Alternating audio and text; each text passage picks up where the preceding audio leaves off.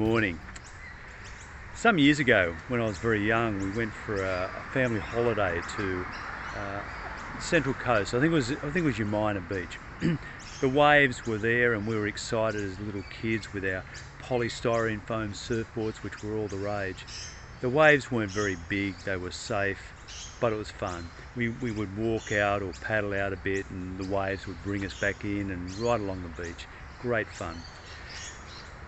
Through that time, there was a couple of days of heavy rain, and there was wind, and things were blown up, and the waves got bigger and through that time. But then it settled down and the sun came out, and we couldn't wait to get back to the beach. So we rushed down on this sunny day and grabbed our polystyrene boards, and in we went and waded out and swam out further and caught the wave in. And for a few moments it was exhilarating. This wave drew me in. It carried me in towards the beach, floating on the surfboard. But what I didn't realise was underneath this wave, the swirling waters were building up power and strength, and they were swirling more and more. Then all of a sudden the wave began to break, and it broke hard around me, and it threw me over and twisted me round, and I lost grip on the board, and I was swirling around in the waters. It wasn't very deep, but it seemed so deep for a little fella. And I was twisted around. I didn't know up from down, from left from right, sideways. I could sometimes see light, what I thought was light, and darkness. Water was going in my nose. I was trying to gasp for breath all the time. It seemed an eternity, and it seemed to go on and on. It was probably only a few seconds. But I was disoriented and disillusioned or lost in this other space. This world was going around, and I was being thrown by powers out of my control. Then all of a sudden, the wave kind of dissipated down onto the sand and spread out, and I landed hard on the sand and was gasping for breath and coughing up water and wondered what had just happened. For me, that's a bit of a metaphor of life. It's felt like that a number of times in life. When my mother was dying and died in my mid-20s, it felt like that, the grief, the disorientation, the sense of being lost. It felt like that, like this swirling wave was circling around and twisting me around, and powers outside my control had taken control of my life. Things that I had no control over. And at other times in life, that's how I've kind of felt. In times of grief or uncertainty or confusion, when powers beyond me have seemed to have controlled my life. Or when I look into the lives of others and hear their stories. The young boy from Afghanistan, or when I say young boy, he was in his late teens, early 20s, but his family had been killed by the Taliban. He was an ethnic minority. He'd been denied education and lots of things, and his life was in danger.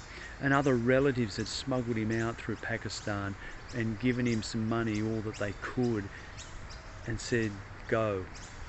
And he somehow found his way to Australia on a boat.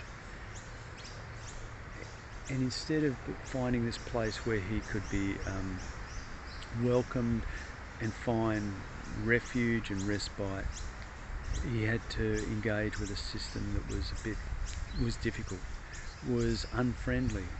He couldn't speak English. He knew no one. He knew nothing of the systems.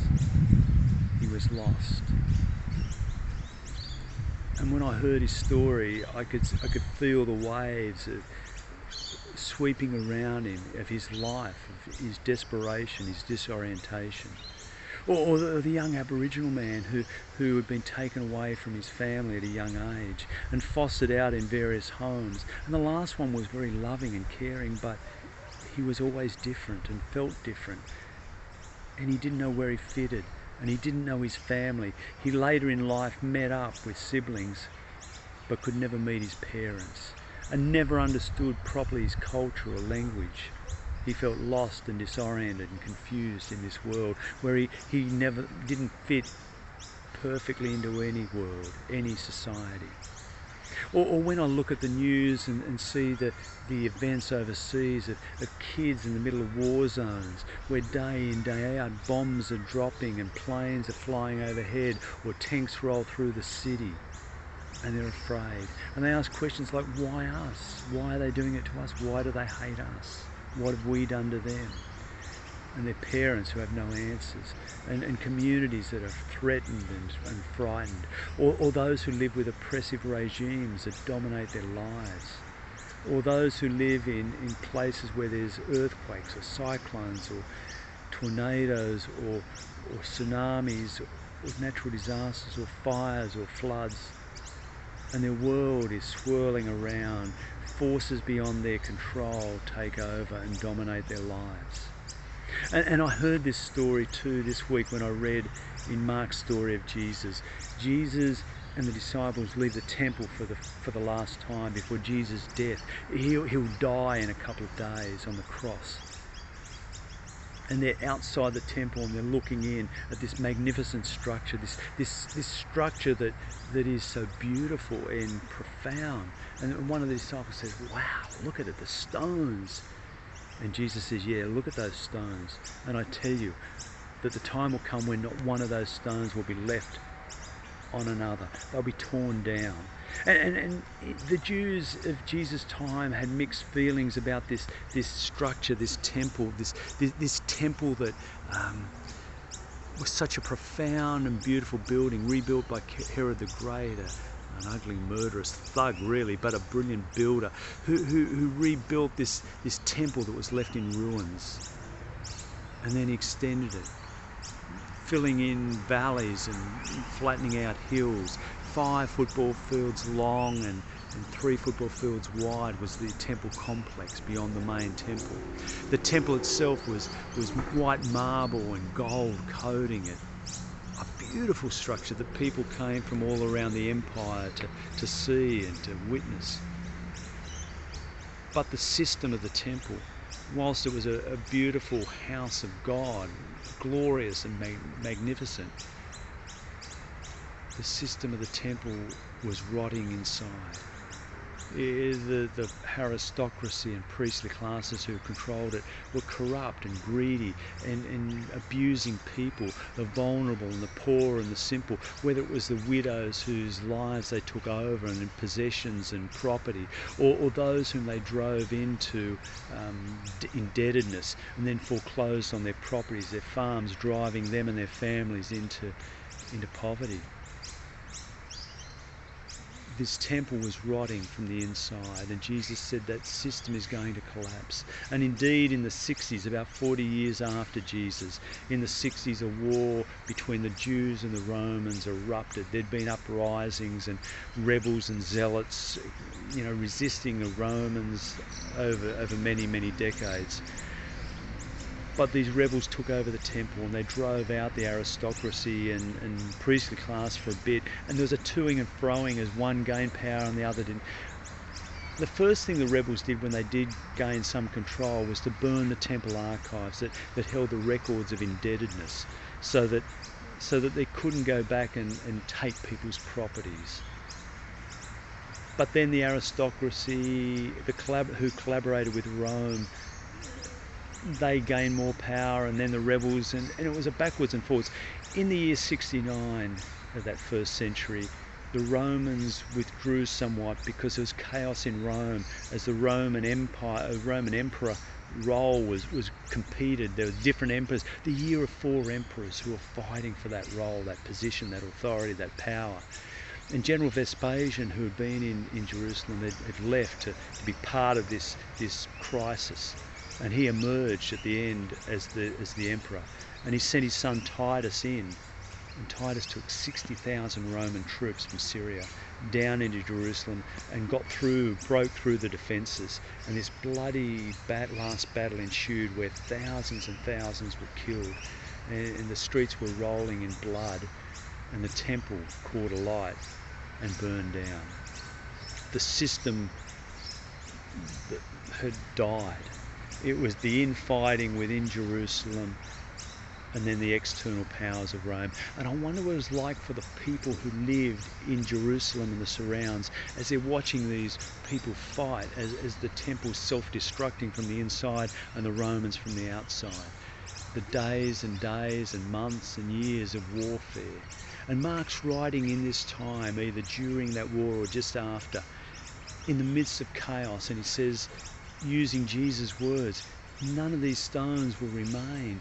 But in the chaos, as the old systems break down and die, which must happen at some stage, there'll be people who rise up in my name, false messiahs who come promising the world, promising everything. They'll tell you all sorts of things, they'll make promises. Don't believe them, because they're not me. They're not true. They're not what you need to hear or do or be.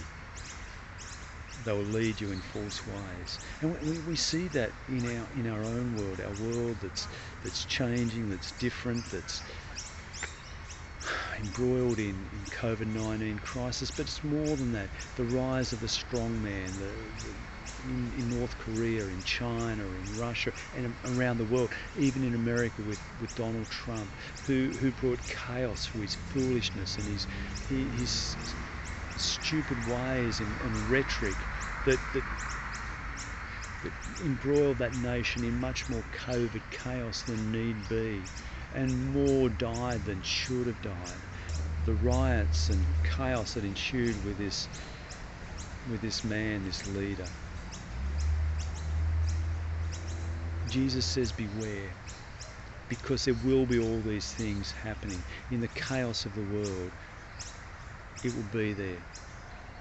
You'll feel it, you'll see it. Don't believe the words of false prophets, of unwise, foolish leaders. But listen to my words. My words are about love and grace and acceptance, inclusion and peace and justice. And when systems break down, they break down inwardly because of injustice.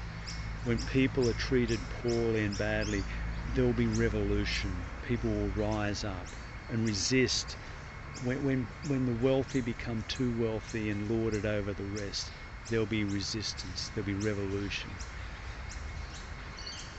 Hear my words. In all of this chaos, my words remain.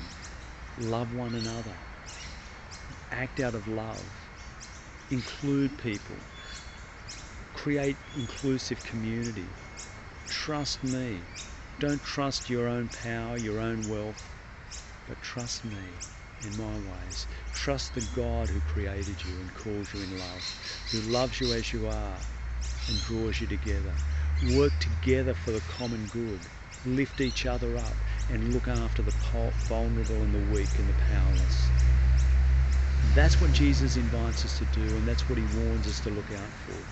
And in this world in which we live, that is changing and there's transition, it's sort of like that swirling wave that sometimes encircles, enfolds us and causes chaos in our lives, and forces outside seem to dominate us. Jesus says, hear my words of love and grace, and follow me. Follow me into the way of life and love.